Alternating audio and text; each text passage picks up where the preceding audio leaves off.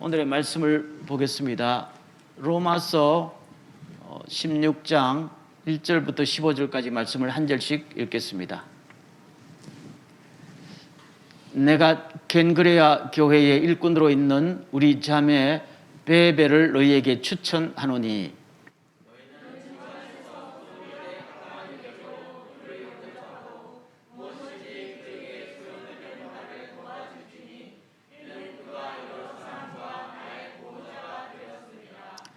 너희는 그리스도 예수 안에서 나의 동력자들인 브리스가와 아굴라에게 문안하라.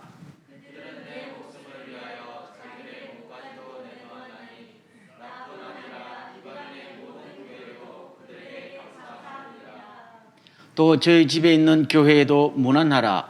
내가 사랑하는 에베네도에게 문안하라. 그는 아시아에서 그리스도께 처음 익은 열매니라. 내 친척이요 나와 함께 갇혔던 안도르니고와 유니아에게 문안하라. 그들은 사도들에게 존중이 여겨지고 또한 나보다 먼저 그리스도 안에 있는 자라.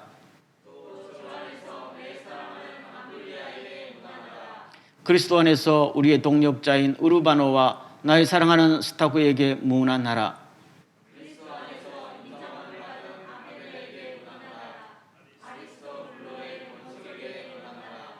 내 친척 헤로디온에게 문안하라. 나기수의 가족 중 주 안에 있는 자들에게 문안하라.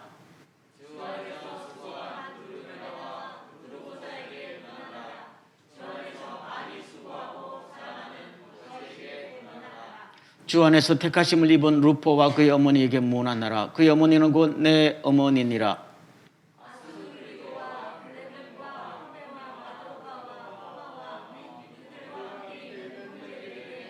다 같이 빌로로고와 율리아와 또 네레오와 그의 자매와 올lum바와 그들과 함께 있는 모든 성도에게 문안하라.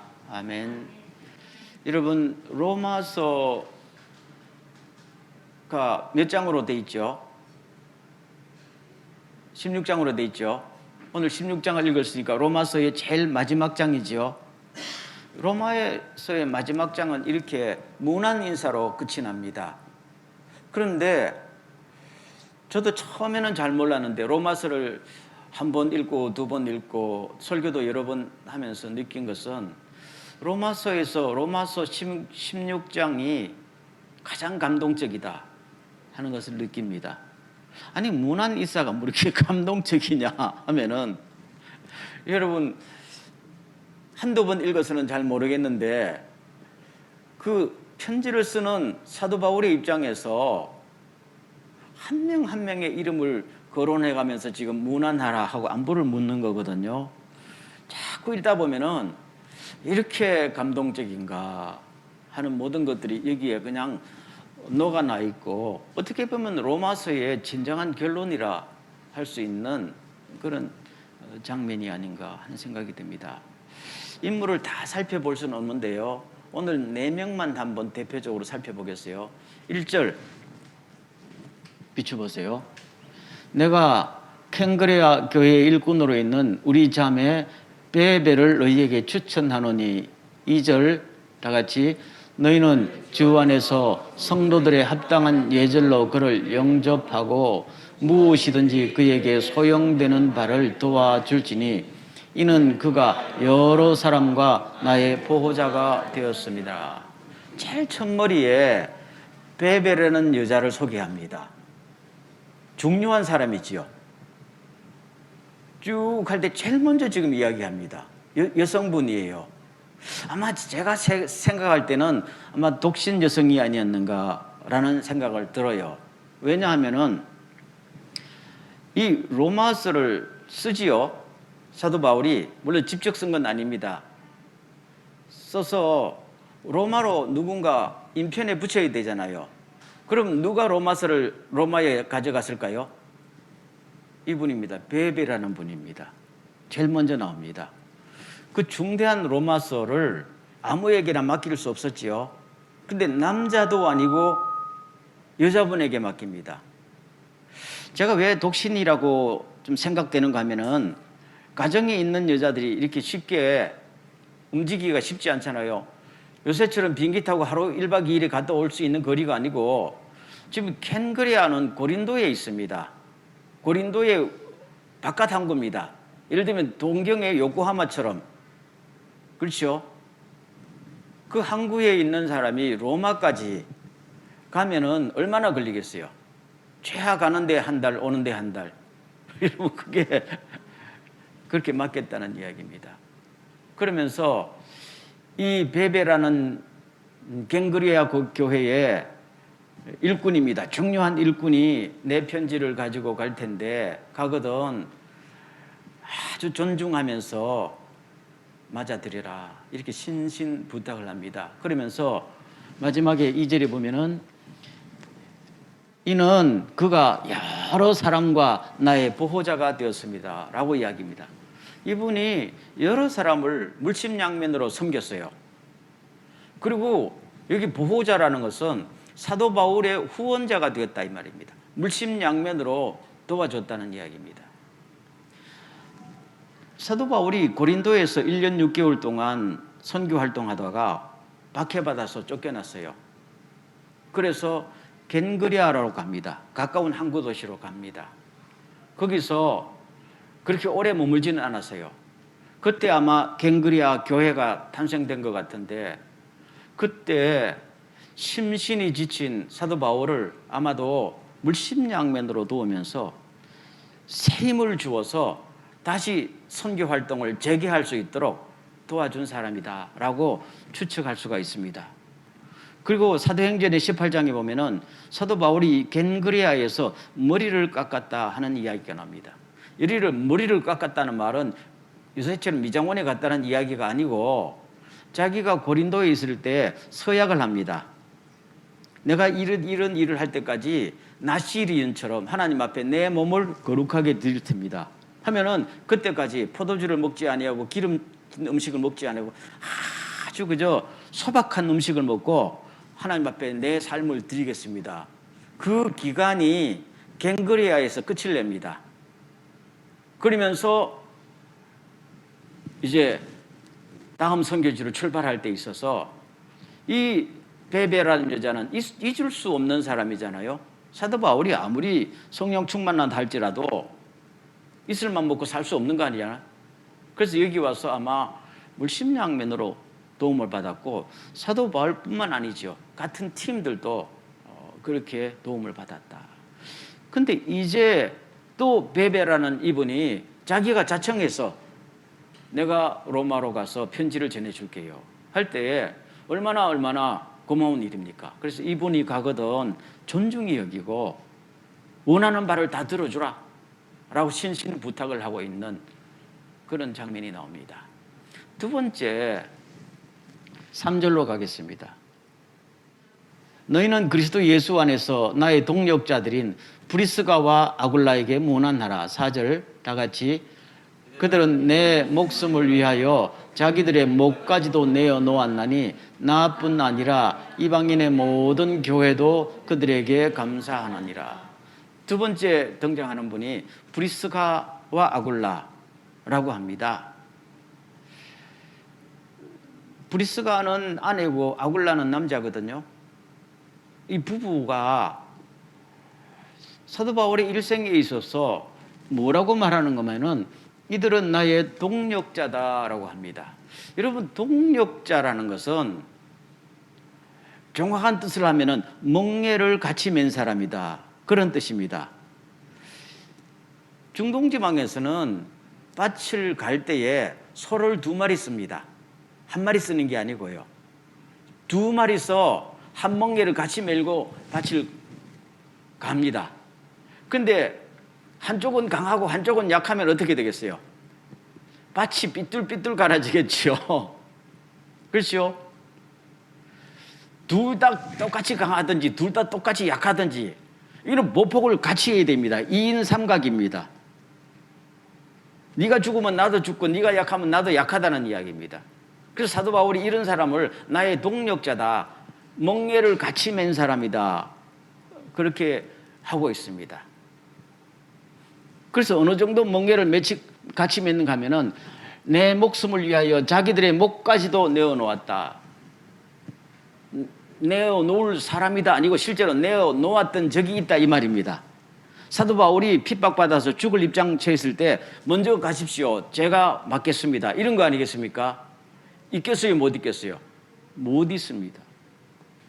이들이 언제 처음 만나는가 하면 고린도에서 만납니다. 그때 당시 사도 바울은 아테네에서 선교하다가 그냥 뭐 너무 힘들어서 고린도로 지금 온 거잖아요. 와보니까 고린도 전서 2장에 있듯이 나는 그때 심히 약하고 너무 떨었고 너무 두려웠다고 그랬어요. 그 상태에서 무슨 복음 활동 하겠어요? 못 하거든요. 그런데 마침 이 부부를 만난 겁니다. 근데 이 부부도 환경이 똑같았어요. 로마에서 추방되어 나왔거든요. 그때 로마에 살던 모든 유대인들은 다 추방시켰어요. 황제가. 그래서 어릴 때부터 모든 터전을 다 잃어버리고 뿔뿔이 흩어졌는데 이 부부는 고린도로 온 겁니다. 근데 와서 두 사람이 만났어요. 아마도 직업이 같아서 만났을 것이다 라는 추측이 있어요. 둘 다 텐트 만드는 사람이었으니까. 근데 만났는데 브리스길라와 아굴라는 유대인으로 살다가 쫓겨났으니까 지금 먹고 사는 거는 뭐 텐트 만들어서 먹고 산다 그러지만은 자기의 정체성에 대해서 회의가 온 거 아니겠어요? 아니 내가 하나님의 선택받은 민족으로서 살고 있었는데 이게 또 박해해서 또 쫓겨나? 그러면 우리 유대인은 뭐고 나의 신앙은 뭐고 많은 갈등이 오고 있었어요. 근데 이것을 누구가 의미를 부여주고 목적을 설정해 줍니까? 바울이 해줍니다. 바울은 심신이 지쳤잖아요. 이걸 누가 또 서포트해 줍니까? 이 부부가 해줍니다. 그래서 가장 어려운 때 만나서 아무것도 없는 사람들이 서로 가장 돕고 격려하며 희망을 주며 살다 보니까 나중에는 서로를 위해서 목숨이라도 내놓을 수 있는 사이. 그들은 뭐라고요? 동력자다. 멍에를 같이 맨 사람들이다 라고 아주 분명하게 이야기를 하고 있습니다. 그런데 이들이 여기서 한번 맺은 인연으로 끝나는 게 아니고 나중에 몇 년 뒤에 또 에베소에서 그 놀라운 선교 부흥운동을 일으킬 때 이들이 거기서 또 같이 만나서 사역합니다. 그리고 오늘 본문에 보면은 어느 순간 또 이 부부가 로마에 가 있어요. 로마에 가서 자기 집을 오픈해서 교회를 하고 있습니다. 그래서 로마에 미리 가 있는 이 부부의 안부를 물으면서 어떻게 됐을까요? 나중에 사도 바울이 로마로 가지요. 로마로 갔을 때 다시 만나서 세계 선교를 위한 로마에 초석을 놓는 일에 공헌을 하게 됩니다. 평생을 같이 간다 하니까 이런 분들이 나의 동력자들입니다. 여러분 내가 자신 있게 추천하고 자신 있게 권하니까 이런 분들하고 제발 같이 사역하십시오 라고 그렇게 말합니다. 세 번째 나오는 사람이 있어요. 5절 말씀입니다. 다 같이 시작. 또 저희는 문안하라. 내가 사랑하는 에베네도에게 문안하라. 그는 아시아에서 그리스도께 처음 익은 열매니라.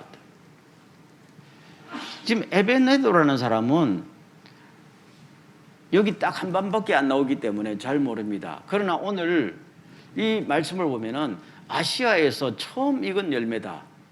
그럼 아시아에 전도하러 나갈 때에 제일 먼저 예수 믿고 세례받은 사람이란 말입니다. 여러분 사도 바울과 바나바가 우리가 선교 활동하러 가자 했을 때 뭐 자신감이 아주 넘쳤겠어요? 그건 아닌 언어도 다르고 문화도 다르고 너무 힘들잖아요.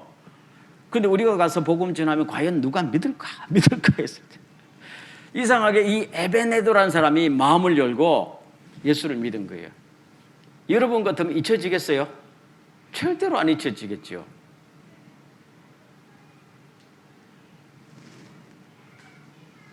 그런 경험이 없는가 보다. 내가 전도했는데 누가 예수 믿었어요. 그분이 지금 주의 일꾼 되었어요 하는 사람이 있는지 없는지 내가 손들어라 소리 안 할 테니까 여러분 일생에 그런 분들이 꼭 여러 명 생겨나기를 주의 여러분을 축원합니다. 우리 교회도 그런 교회가 되기를 바랍니다. 잊혀지지 않지요. 근데 그 사람이 교회 다니다가 안 다닌 게 아니라 그냥 계속적으로 성장해서 그야말로 주의 일꾼 된 것이죠. 이 사람을 봐라. 늘 자, 저 사람을 봐라 하는 자랑거리고 모델 케이스가 된 거 아니에요? 그렇죠? 그래서 이 사람에게 무난하라 그런단 말입니다. 근데 이분이 또 어디에 가 있어요? 로마에 가 있어요. 그러면 거기서 나중에 다 한 팀이 되었다는 거 아니에요? 참 놀라운 일이 나옵니다. 마지막으로 누가 나오는가 하면요, 13절로 갑니다. 16장 13절을 한번 비춰보세요. 다 같이 시작. 주 안에서 택하심을 입은 루포와 그의 어머니에게 문안하라. 그의 어머니는 곧 내 어머니라 그랬단 말입니다. 이 루포라는 사람이 나옵니다. 루포의 아버지는 구레네 시몬입니다. 구레네 시몬은 어떤 사람이에요? 혹시 기억이 납니까? 그렇죠. 아프리카 출신입니다. 구레네에서. 아프리카에서 예루살렘으로 올라왔다가 마침 누구와 맞닥뜨렸어요? 십자가를 지고 가는 예수님을 맞닥뜨린 겁니다. 주님께서 너무너무 힘들어서 엎어지고 자빠지니까 로마 병사가 너 몸집 좋아 보이네. 이리 와. 대신 매. 해가지고 한 구간을 대신 짊어지고 갑니다. 구레네 시몬이 기분이 좋았겠어요? 괜히 말이 얽혀서.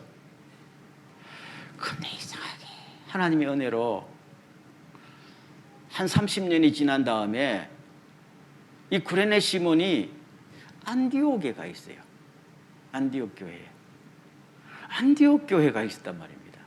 안디옥 교회에 5명의 기둥 같은 일꾼이 있었어요. 바울과 바나바를 빼면 3명이 남거든요. 바나바 바울은 파견된 사람이고 요 원래부터 있던 3명 중에 하나예요. 그야말로 요새도 안디옥 교회 그러면은 정말로 세계적인 선교의 전투기지가 됐던 그 교회를 창립하고 일꾼으로서 섬겼던 사람이 누구예요? 구레네 시몬이란 말입니다. 참 하나님의 이 인도하심이라는 게 놀랍지요. 그런데 구레네 시몬에게 아들이 2명이 있었어요. 알렉산더와 루포예요. 아마 루포가 둘째 아들 같은데 이 루포가 아버지의 대를 이어서 또 교회를 떠받치는 기둥 같은 일꾼이 되었단 말입니다. 그런데 이 루포가 언제 또 로마에 와 있었어요? 그렇죠? 참 놀라운 일이 벌어지고 있는 겁니다. 그런데 여기서 루포의 어머니는 곧 나의 어머니라 그런단 말이에요. 그러니까 여러분 쉽게 상상이 가지 않아요? 안디옥에 처음 가보는 도시 아니에요. 파견받아 갔지만은 안디옥 교회 모든 사람이 바울을 좋아했을까요? 아니죠. 저 예수 믿는 사람을 박해하던 저 배신자, 박해자가 아니 어느 날 신분을 바꿔가지고 말이죠. 세탁해가지고 여기 왔다. 누구는 인정하지만 누구는 뭡니까? 아직도 색안경을 쓰고 보고 있단 말입니다. 이걸 누가 품었을까요? 어머니가 품었겠죠. 그렇죠? 우리 집에 와라. 아들처럼 밥에 먹이고 이 사람을 사랑해 주라고 그러고 이 사람이 주님이 쓰시는 일꾼이라 그러고 이 모든 걸 역할해 주는 거지. 그게 어머니 역할 아니에요? 잊어요 안 잊어요? 안 잊는단 말입니다. 그러면서 그 집에 있는 형제들과 교제하면서 서로 주거니 받거니 하면서 오랜 세월이 지나도 그분은 나의 어머니다. 참 하나님의 놀라운 안배 인도하심을 볼 수가 있는 것입니다. 여러분 우리가 이 4명을 봤지만은 쭉 면면을 다 하려면 끝도 없죠. 그래서 제가 로마서 중에 16장이 감동적이다. 무슨 말씀이에요? 이들이 없으면 아무것도 안 되었다는 말입니다. 여러분 우리가 예수가 누구신지 하나님이 누구신지 아무리 배워도 결국에는 어디에서 열매를 맺는 거예요? 사람과 사람 사이에서 열매를 맺는 것이죠. 그렇죠? 아무리 성경을 많이 알면 못합니까? 기도를 많이 하면 못합니까? 마지막이 뭡니까? 사람과 사람 사이에서 사랑이 넘치고 하나님의 의가 있고 거기서 구원의 역사가 일어나고 사람이 성장하고 일꾼이 배출되는 거 아니에요? 이게 마지막을 다 보면은 꽃이 피고 열매가 맺히는 걸 보는 게 로마서 16장이에요. 읽을 때마다 감동이지요. 다시 한번 오늘 이 로마서 16장을 보면서 저는 이 사도 바울이 물론 기록했고 또 더디오른 사람이 대피를 했습니다만 그러나 이 모든 걸 주도하신 분이 성령님 하나님이시죠. 그럼 하나님께서 이 로마서 16장을 통해서 우리들에게 무슨 메시지를 주고 있을까라고 생각한다면 저는 한 두 가지 정도로 볼 수 있어요. 첫째는 뭔가 하면은 다 같이 하겠습니다. 혼자서는 아무것도 안 된다. 안 돼요. 항상 여기 보면요. 팀 사역입니다. 그렇지요? 베베라는 여자분이 없었으면 로마서가 오늘 전달되지도 못했을 거고 브리스길라와 아굴라가 없으면 바울은 생존하지 못했을 것이고 그렇죠? 다 그런 사이예요. 그런 사이예요. 우리는 가끔 성경을 볼 때 사도 바울 그러면 대단한 사람으로 생각하지요. 사도 바울은 편지 곳곳에서 자기는 주인공도 아니고 영웅도 아니다라고 정확히 이야기합니다. 우리가 아무리 성경을 봐도 그런 흔적도 그런 냄새도 안 풍기잖아요. 나는 그저 주님의 종이고 늘 어디 가면 두들 맞고 어디 가면 무시당하고 그렇죠? 어디 가면은 전염병처럼 취급받았던 사람인데 오늘날 보면은 인물이 잘생겼어요. 무슨 매력이 있어요. 돈이 있어요. 거들떠 보지도 않을 법한 사람이잖아요. 그럼 오늘 많은 사람들이 사도 바울을 영웅처럼 취급하거든요. 저는 그것이 성경을 하나님의 시각에서 읽는 게 아니라 어쩌면 서양 문화, 서양인의 시각에서 읽는 거거든요. 서양 사람들은 스타를 좋아하니까요. 그래서 현대인들이 성경에 나오는 바울을 주인공처럼 영웅처럼 만들었지 성경이나 사도 바울은 그런 생각을 꿈에도 한 적이 전혀 없다. 그런 거잖아요. 우리의 시각으로 보지 말고 하나님의 시각으로 보면요. 혼자서는 아무것도 할 수 없는 사람이었다. 사실 맞지요?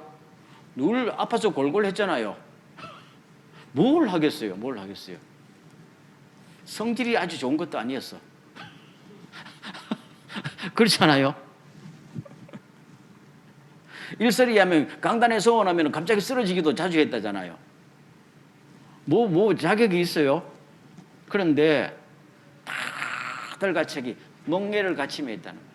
당신은 쓰러지면 우리도 같이 쓰러지고 이러면 하나님의 밭을 갈 사람이 없지 않냐.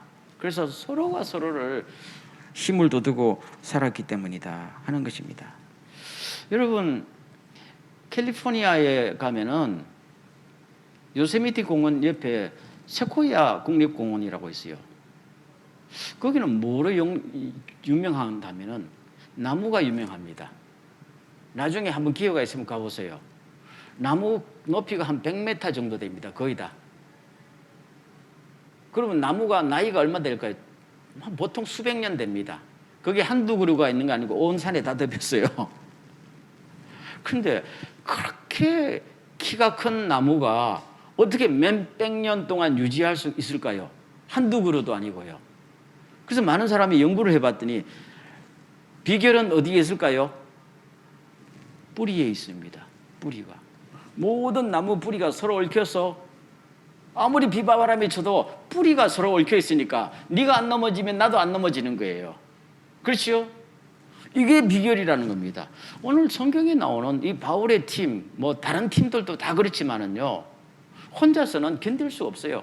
근데 다 뿌리를 얽혀서 이 팀들이 기독교 역사를 이루었고 세계 선교 역사를 바꾼 사람들이잖아요. 혼자 면면을 따지보면요, 별 사람 없었어요. 별 사람 없었어요. 아니 뭐 예수님의 제자들은 별 사람 있었냐요?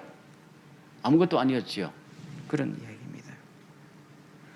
로마서 16장에 오늘 여기만 27명의 사람이 나옵니다. 우리가 본문을 다 안 읽었지만 그 중에 남자도 있고 여자도 있고 잘난 사람도 있고 못난 사람도 있고 그렇죠? 노예도 있고 주인도 있고 자유인도 있고 천차만별입니다. 언어도 틀리고요. 피부 색깔도 틀리고요. 아까 구레네 시몬은 뭡니까? 별명이 니게로 시몬이라고 했어요. 니게로 시몬. 성경에 나옵니다. 니게로 시몬은 뭡니까? 니그로 시몬이란 말입니다. 거기서 말이 나죠. 니그로. 아까 루포라는 뜻은 뭔지 압니까? 머리가 빨갛다는 뜻입니다. 빨간 머리 루포. 검은 피부에 빨간 머리 루포가 요새 사람 보면 뭐야 이렇게 할 때 당대에는요 하나님이 쓰시는 너무나도 귀중한 일꾼이 되었어요. 팀입니다. 오늘 우리 사회의 특징이요. 지난 시간에 되었지만 점점 개인화되어 가고 있잖아요. 근데 그게 무슨 코로나 때문만 아니고 또 SNS만 때문만 아니에요. 사회가 이렇게 바뀌기 훨씬 전부터 지금 전 세계는 특별히 한국 사회, 일본 사회 같은 경우는 점점 개인주의가 되어 있었어요. 제가 그래서 가만히 생각해 봤어요. 우리를 개인주의로 몰고 가는 게 뭘까 가만히 생각해 봤어요. 여러 가지 원인이 있지만 그 중에 하나가 시험 제도가 아닌가라는 생각이 들더라고요. 그런 생각 안 듭니까? 성공의 지름길이 뭐예요? 시험 치는 거죠. 입학시험, 입사시험, 자격시험. 아무리 뭐 없어도 내가 저 자격시험에 당당히 합격하면은 그러면 뭐 내 문제 해결되는 거 아니에요. 지금 한국 가면 전부 고시원. 그 쪽방에 앉아서 내가 지금 이 사법시험에 합격만 하면은, 변호사 시험에 합격만 하면, 무슨 시험에 합격만 하면은 내 팔자가 편다는 거잖아요. 이게 지금 한국 사회에서 얼마나 오랫동안, 일본 사회에서 얼마 동안 오래 있었어요. 뭐 앞뒤 좌우 인간관계 안 맺어도 괜찮아요. 이게 지금 컴퓨터 사회와 겹쳐지니까 그 인성도 이상하게 되고 내가 없으면 당신도 없고 당신이 없으면 나도 없다는 생각은 안 들어요. 네가 다 없어져도 내 시험에 합격하면 팔자 편다는 거잖아요. 그러나 성경을 보면요, 하나님께서 우리를 그룹으로 부르셨어요. 다시 말하자면 기독교 이 성경이요, 왜 자꾸 개인적인 해상으로 가능하면 이게 서양으로 먼저 건너갔거든요. 그래서 자꾸 서양인의 개인의 눈으로 보니까 너 구원받으면 네 혼자 구원받으면 된다. 그렇죠? 근데 성경은 아니에요. 너와 내 집이 구원을 받을 것이다. 아멘. 항상 단체로 부르셨어요. 저는 말씀드렸지만 천국에 혼자 가면은 주님께서 뭐라 물으실 것 같아요? 너 혼자 왔냐? 그러면 안 되지요. 주님은 항상 그렇게 묻는 사람일까요? 제 말을 꼭 믿으세요. 늘 너 혼자 왔냐? 너 혼자 가면 안 되지요. 주님은 우리를 단체로 부르셨어요. 팀으로 만드셨어요. 이걸 잊어버리니까요. 교회 안에도 나 혼자는 존재하지 않아요. 나 혼자는 성장하지도 않아요. 우리가 이것을 꼭 알아야 됩니다. 잠언 27장 17절에 나오지만은 쇠가 쇠를 날카롭게 하듯이, 대장간에서 쇠를 가지고 낫이나 도끼를 만들 때 뭘 가지고 만들어요? 쇠 가지고 만든다고요. 강한 쇠 가지고 베린다고요. 마찬가지로 사람이 그 친구의 얼굴을 빛나게 한다 그랬습니다. 사람은 사람과 부딪힐 때에 훈련되고 사람과 부딪힐 때에 완성되는 거예요. 컴퓨터 앞에서 아무리 감동적인 기사를 보고 감동적인 글을 읽는다고 사람이 바뀌는 거 아니에요. 실제로 부딪혀야 돼요. 그걸 이야기합니다. 그래서 우리는 성경에 보면 항상 여러분들 한 몸의 지체가 되었고 한 건물에 벽돌장들이 되었다라는 표현들이 자꾸만 나오는 걸 보면은 오늘 우리가 특별히 내가 주님 앞에서 주님이 나에 주신 내 인생을 완성하고 주님이 나에게 주신 사명을 완성하고 꿈을 이루기 위해서는 나 혼자는 절대로 안 된다 하는 이 생각을 꼭 가지시길 주의 이름으로 축원합니다. 이걸 극복해 나갈 때예요. 항상 주 안에서 모든 것이 합력하여 선을 이루는 놀라운 기적이 일어난다 하는 것입니다. 아멘. 두 번째 메시지가 뭔가 하면요, 따르겠습니다. 예수님만 주인공입니다. 딱 그겁니다. 오늘 이 27명 쭉 이야기할 때 보면요, 베베라는 여자는 인물이 아주 이뻤고 이 소리 안 합니다.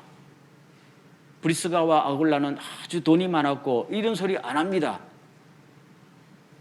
27명 중에 한 명이라도 학벌이 뭐고 지위가 뭐고 돈이 어떻고 인기가 있고 언급해야 안 합니다. 안 합니다. 아무것도 안 합니다. 아마 이 중에서는 대단한 사람들도 있었을 거예요. 아무것도 안 합니다. 여기 보면 계속 뭐 로마 이름들도 많이 나. 로마 시내에서 아마 굉장히 파워를 가진 사람들도 많았을 거예요, 지금. 그렇죠? 일제 그런 말 안 합니다. 무슨 말만 합니까? 이들이 얼마나 주님을 사랑했는지, 이들이 얼마나 하나님의 교회를 위해서 헌신했는지, 이들이 얼마나 그 일을 위해서 자기 희생을 치렀는지, 이런 것만 계속 이야기하는 거잖아요. 그리고 사도 바울과 이들은 뭐예요? 관심이 그런 데 없었다는 거. 오직 누굽니까? 예수 그리스도.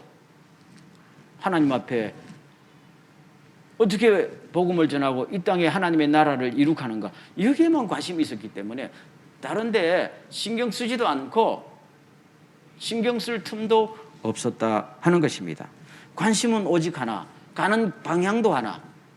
그러니까 거기서 무슨 다툼이 일어나요? 만약에 다툼이 일어나도 빨리빨리 같이 가야지, 이렇게 되는 겁니다.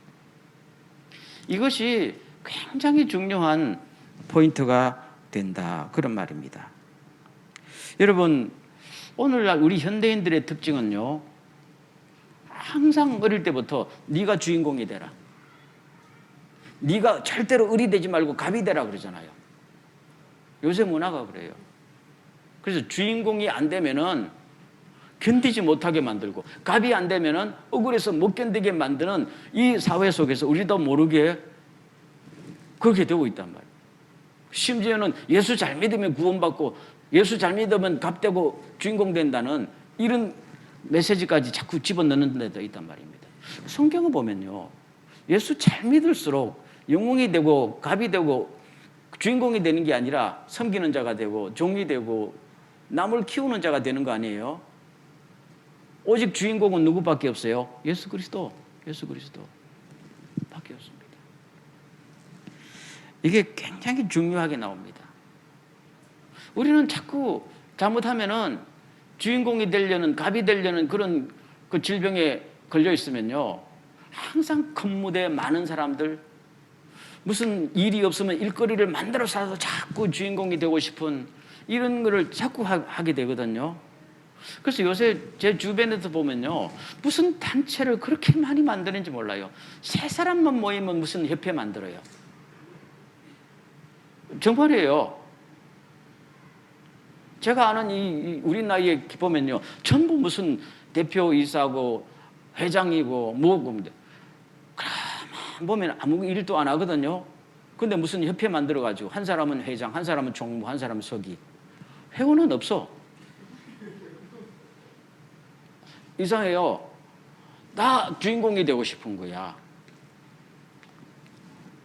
그러면 하나님의 일을 열심히 하고 열심히 사는 것 같은데 아무것도 아니거든요. 아무 열매가 안 맺히는 거야. 바쁘기만 바쁘고 뭘 일거리는 자꾸 만들 것 같은데요. 그 일을 위해서 돈도 들어가고 노력도 들어가는데요, 실제로 아무런 좋은 일이 안 일어난다 하는 것을 알 수 있는 것입니다. 우리는 점점 이렇게, 여러분들도 이제는 이제 10대, 20대도 아니잖아요. 쭉 살아보면은 사람이 많다고 좋은 것도 아니에요. 아무리 사람이 많은 데 있어도, 아니 뭐 뒤돌아서면은 남남처럼 되는 사이라는 게 그게 무슨 큰 의미가 있을까라는 생각이 듭니다. 오늘 여기 보면요, 죽을 때까지 같이 손잡고 가잖아요. 같이 면류관 받고 같이 하늘에 갈 사람이다. 그렇죠? 그런 이 장면을 봅니다. 여러분, 설교를 마치면서 하나 말씀드리고 싶은 것은 이 모든 것을 가만히 보면요, 하나님께서 이상하게 이렇게 뭘 깔아놓으신 거 아니에요? 방금도 말씀드렸지만, 아니 구레네 시몬이 안디옥에 가서 바울을 만날 줄 어떻게 알았어요? 알지도 못했던데요. 이거는 오랜 하나님의 인도하심 속에서 있다는 겁니다. 다시 말하면 하나님이 그 팀을 만들으셨다는 거예요. 그렇죠? 그런데 이분들이 나중에 깨닫고 서로를 발견하면서 서로를 키워주고 서로가 서로의 꿈을 이루어 나가서 나중에는 모든 것이 합력하여 선을 이루는 경지까지 나아간 것이다 라는 것을 볼 수 있습니다. 그래서 나의 꿈을 이루어지고 주님의 나라를 건설하는 데 가장 나의 동력자, 뭉게를 맬 사람이 저기 미국에 있을까요? 한국에 있을까요? 아니에요. 오늘 이 자리에 있다. 믿으세요? 저는 젊을 때는 몰랐었어요. 어딘가에 뭐가 있을 것 같더라고. 정말 어딘가에 뭐가 나를 기다리고 있을 것 같더라고요. 아니더라고. 그건 신기루더라고. 항상 하나님은요, 내 주변에 저 사람이 때로는 나와 안 맞거나 때로는 뭐가 해도 항상 주변에 있는 사람을 통해서 나를 훈련시키고 나를 성장시키고 그들이 나의 팀이 되도록 이끄시더라고요. 아멘. 그걸 처음에는 몰랐었어요. 그래서 저는 오늘 이 말씀을 끝으로 세 가지를 하나 제안하고 싶어요. 깨달으시기를 바랍니다. 내 옆에 있는 분이 얼마나 놀라운 일꾼이 되고 일꾼이 될 수 있는지 깨달으시기를 바랍니다. 일꾼이 된다는 말은 그분이 나에게 엄청난 동력자가 되고 나도 그분에게 엄청난 동력자가 될 수 있도록 하나님께서 팀으로 만들어 주셨습니다. 그럼 뭘 해야 돼요? 눈을 뜨서 그 사람의 가치를 알아보고 그 사람의 가능성을 인정하고 나가야 될 거 아니겠어요? 첫째, 이런 은혜가 있기를 주의 이름으로 축원합니다. 그렇다면 두 번째 뭐예요? 서로가 서로를 키워줘야 됩니다. 이 사회는 내가 너를 밟고 올라가야 되잖아요. 그러면 발판이 다 무너지는 겁니다. 잠언 27장에 방금 말씀드렸지, 쇠가 쇠를 날카롭게 벼리듯이 사람을 날카롭게 빛나게 하는 것은 사람만이 할 수 있어요. 어디의 사람? 옆에 사람입니다. 비근한 예로 여러분 가정에서도 남편을 사람 만드는 건 누구예요? 대답 안 하네요. 아내잖아요. 아내를 사람 만드는 건 누구예요? 남편이죠. 아내도 남편도 사람 만들지 못하면은 그 남편과 아내를 사람 만드는 건 누구지 알아요? 자식들이 그 역할을 하더라고요. 하나님은 놀라우신 분이에요. 그래서 항상 주변에 있는 사람을 키우십시오. 그러면은 내가 떠밀려 올라가서 커집니다. 아멘. 그게 두 번째 메시지입니다. 세 번째는 뭡니까? 함께 꿈을 이루어 가시길 주의 이름으로 축원합니다. 우리에게는 공동의 목표가 있고 내가 아무리 성공해도 그것이 주님의 영광에 연결이 돼야 되지 않겠어요? 그 꿈을 이루는 것은 시험 합격을 통해서 되는 거 아니에요. 자격증까지 되는 거 아니에요. 서로가 힘을 합쳐서 드림팀이 이루어질 때 가능한 것이다.